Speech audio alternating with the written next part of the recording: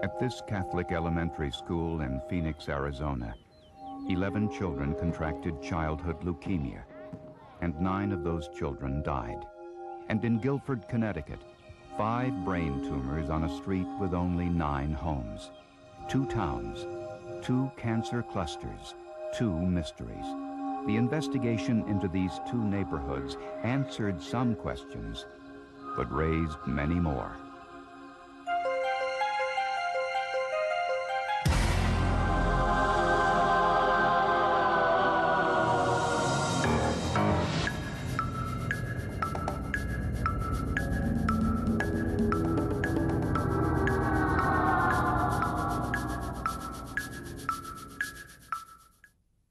Arizona has always been known for its warm, dry climate and clean desert air. What was once primarily desert and farmland has gradually been transformed. As the population moved west, so did development and industry, and along with it, new environmental problems. Do we have a problem? Do I need to be concerned? If not, then I'll leave right now. Are you saying no? In all honesty, not to protect your credentials, please. This public meeting was to voice concerns and get some answers about the unusually high number of childhood leukemia cases in the Phoenix suburb of Maryvale. Between 1961 and 1985, 11 children attending St. Vincent de Paul's Catholic Elementary School developed acute lymphocytic leukemia. 9 of those children died. Almost every grade had 2 classrooms. And it was a school that had a waiting list to get into. Half the school shut down now. People don't want to send their kids there anymore. Even more alarming, in the neighborhood surrounding the school, there were 49 cases of childhood leukemia, 2.5 times higher than normal. Ramona Barrett lived in Maryvale when her youngest daughter Jessica developed leukemia and died. I thought it was maybe something I did while I was pregnant. And I would just rack my brain to think, what happened? What did I do? And I couldn't think of anything that I had done different than with my other 2 children. And, you know, I still don't know. And, I mean, it's always going to bother me the rest of my life. Sandy Matthews thinks back, too, and remembers her son, Josh, and the 2-year battle he waged against leukemia, but lost. To sit and hold my child after a radiation treatment when, you know, he's just dry heaving and throwing up, and you can feel his pain, and there's nothing you can do, you know, to take that away. And that's what leukemia came to mean to us, is, you know, watching a loss of life from somebody that was so alive. The Arizona State Health Department was alarmed. Norm Peterson headed the investigation. You try to find something that these people have in common. You would like to know, for instance, if all of their parents worked in the same factory, or if all of their mothers had had x-rays while they had been pregnant. One of the first things investigators tried to discover, is this a true cancer cluster or a random occurrence? If the average rate of cancer in a city is 1 in every 10 households, for example, we assume that the distribution of those cancers will be more or less equal.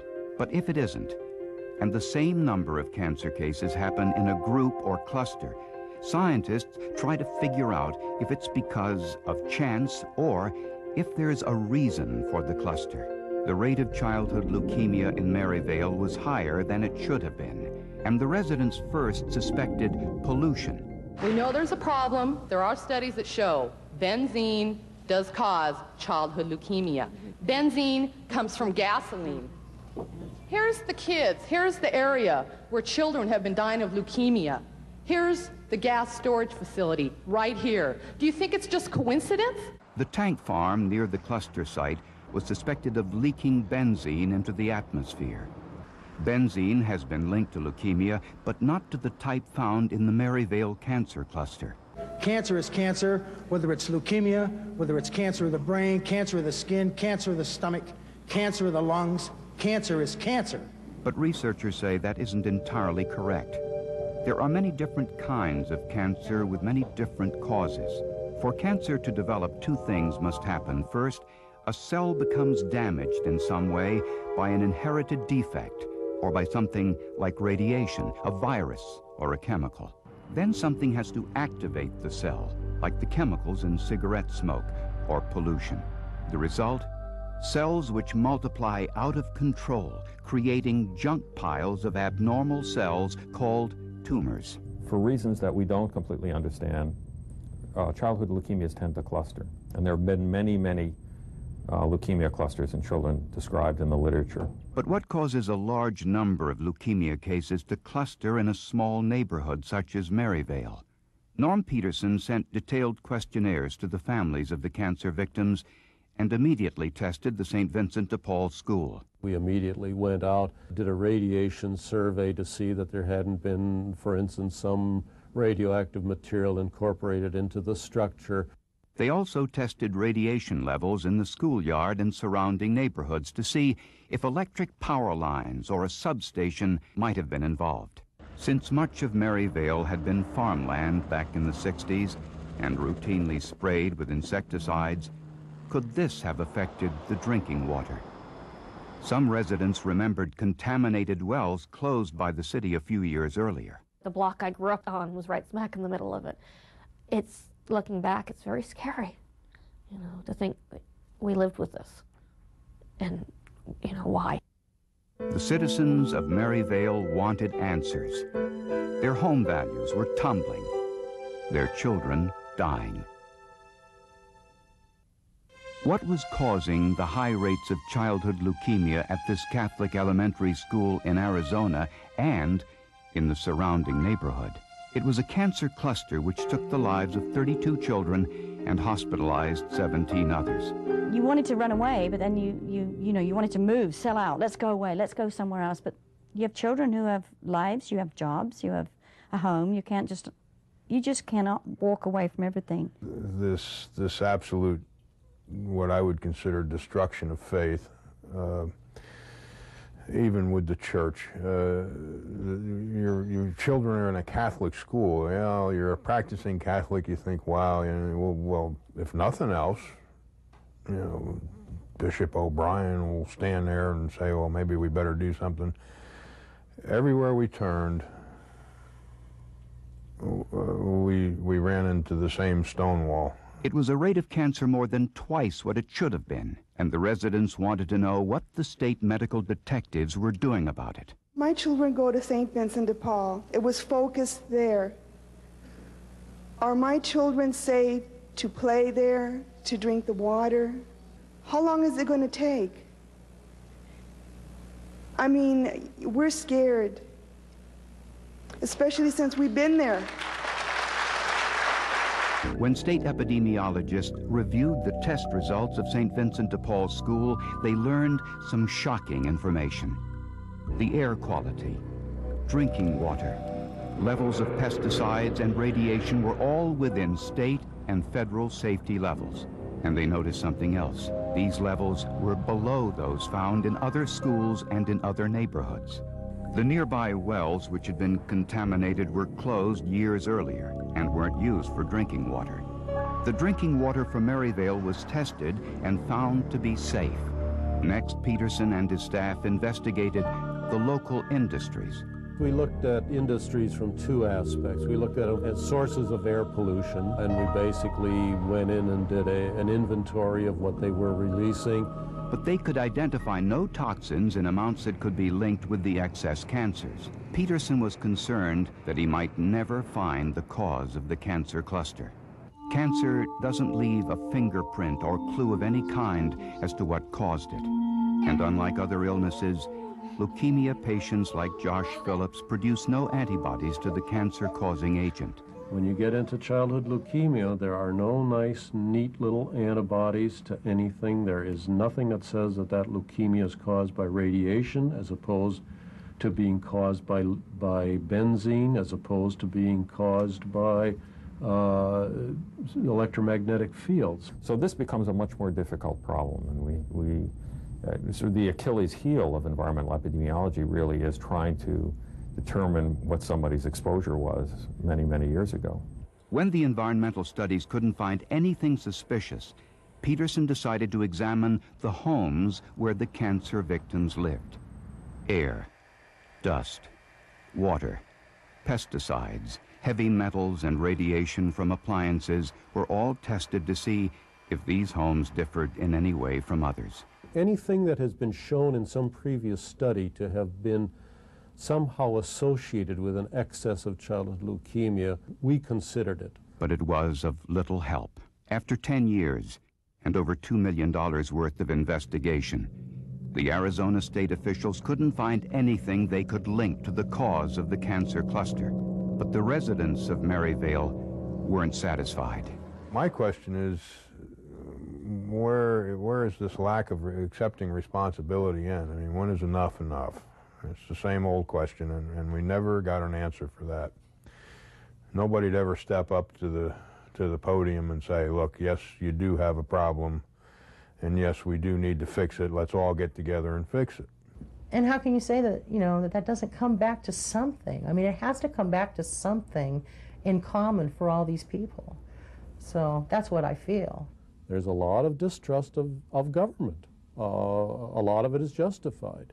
And for the public to not trust us, this should not come as a surprise. And it now appears the cancer cluster has ended. Since 1986, the cancer rates in the area have dropped dramatically and are now among the lowest in the United States. Either the Maryvale cancer cluster was a random occurrence, or the cancer-causing agent, if there was one, has long since gone. When we're trying to understand what caused a cancer pattern in a community, we're really trying to find out about an event that occurred 20 or 30 years ago. That's very difficult to do. Imagine what would happen, for example, if you had an automobile accident and instead of your bone breaking right away, it broke 30 years later, right? And then when confronted with somebody with a broken bone, you had to think back over all the other things that might have happened to them over the intervening 20 or 30 years. But in another town, thousands of miles away, there was another cancer cluster. This time, residents had a suspect. While the residents of Maryvale, Arizona were living through their cancer cluster, another was developing in Connecticut. It was on this dead-end road, Meadow Street in Guilford, Connecticut, a working-class neighborhood in a mostly well-to-do town about 2 hours' drive outside of New York City. Out of 9 homes on this street, there have been 5 brain tumor cases. When Bob Hemstock heard of this unusually high number of brain tumors, he was alarmed. His son and granddaughter lived on Meadow Street. What is it about Meadow Street? That's probably the best question you could ever ask.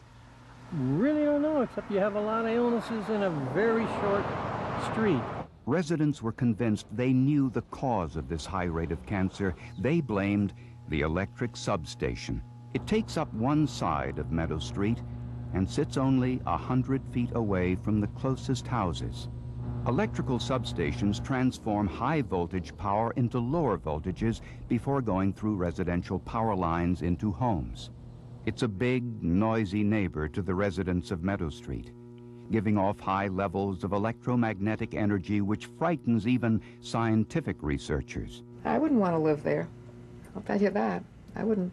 And I certainly wouldn't want my children to be raising their children across the street from a substation. And as a matter of fact, when my daughter was buying a house in a working-class section of Cambridge, I went to look at the house, and there was a step-down transformer outside the room, I would say 3 feet from the room that the baby was going to be in. And I was absolutely opposed to her putting a kid in there. Dr. Reba Goodman is a cell biologist at Columbia University.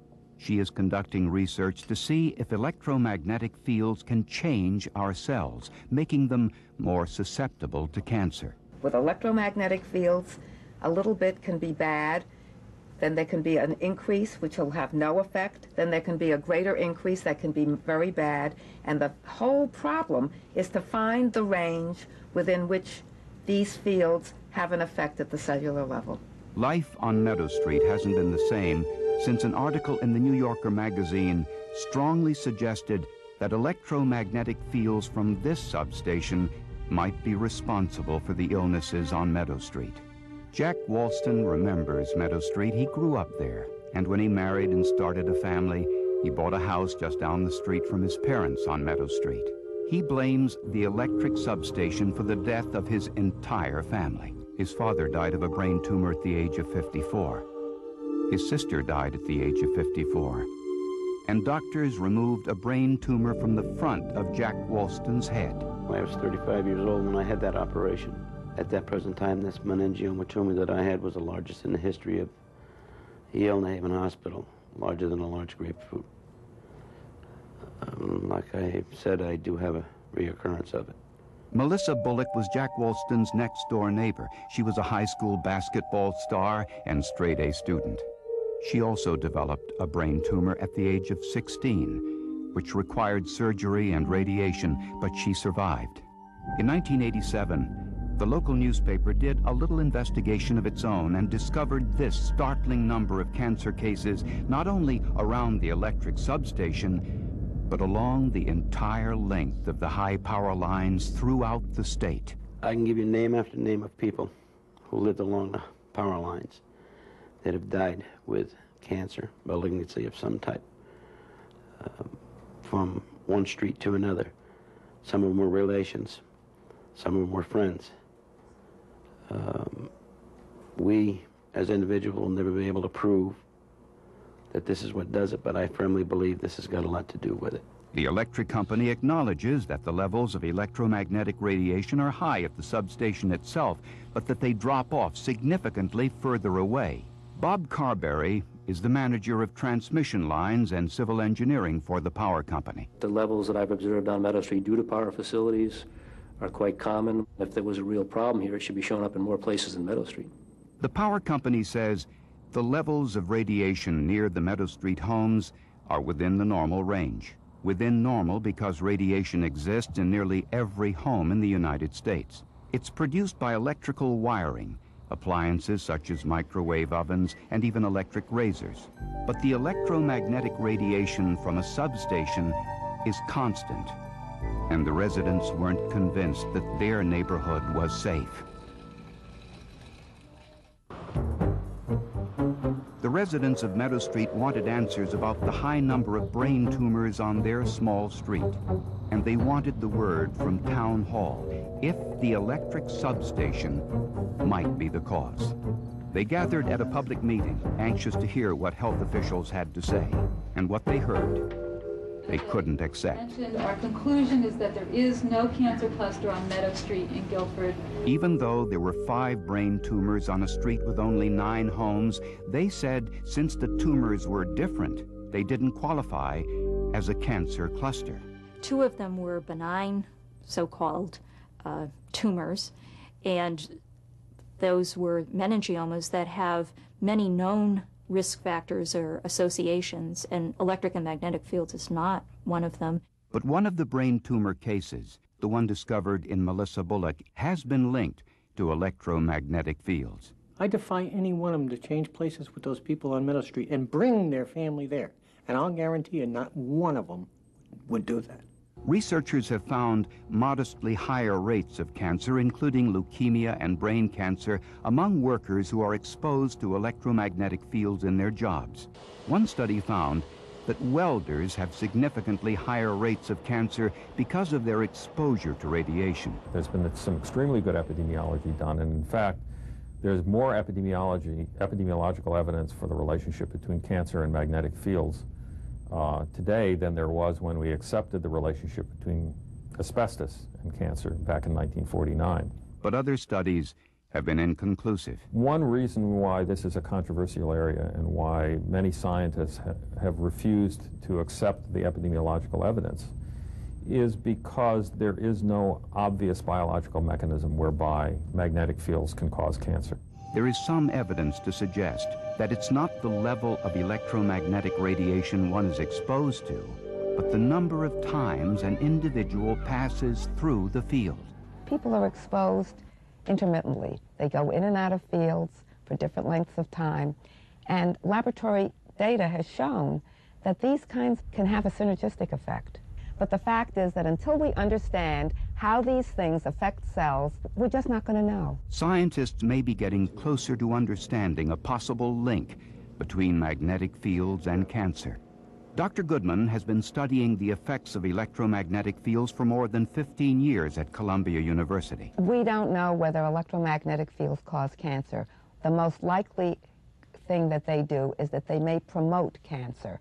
That is, if the cell or the body is in contact with some environmental toxin and they are also getting some kind of EM field, these two things together could cause cancer, and this has been shown in animal studies. The residents of Meadow Street found themselves in a difficult situation. Local health officials never said magnetic fields didn't cause cancer. All they can say is it hasn't been proven. Our conclusions as a Department of Public Health were that we didn't see a cluster of cases that could be identified as from a common cause.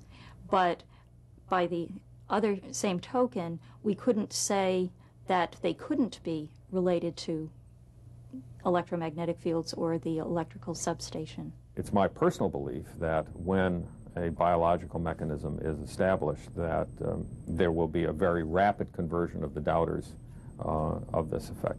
Right now, this is a controversial area. I think that in 5 years we'll know what this is all about. I'm very hopeful. But the scientists' opinions don't mean much to someone like Jack Walston, a man whose family and friends were ravaged by cancer.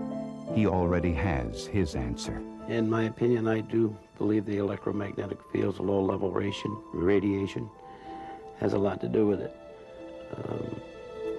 There was a lot of illnesses on this particular street and the surrounding streets. And when there are 5 brain tumors on a street with only 9 homes, it's difficult for residents to accept that it's merely a coincidence. I felt as though there's too much that the average public doesn't know. And I wanted to get that word out that there was possibly an animal out there that was killing them and their kids and their family. I don't feel it's a natural thing for the cases in as many homes as there was, and I never will feel as though it's a natural thing. 2 cities, 2 cancer sites, and 2 unsolved medical mysteries. Public health officials can offer few answers for the residents of Meadow Street and Maryvale, Arizona. And with the lack of definitive information, the result is usually fear and anger.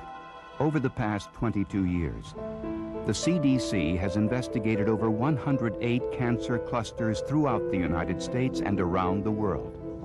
It's the premier medical investigative agency in the world. And it has never been able to find the cause for a single cancer cluster. Not one.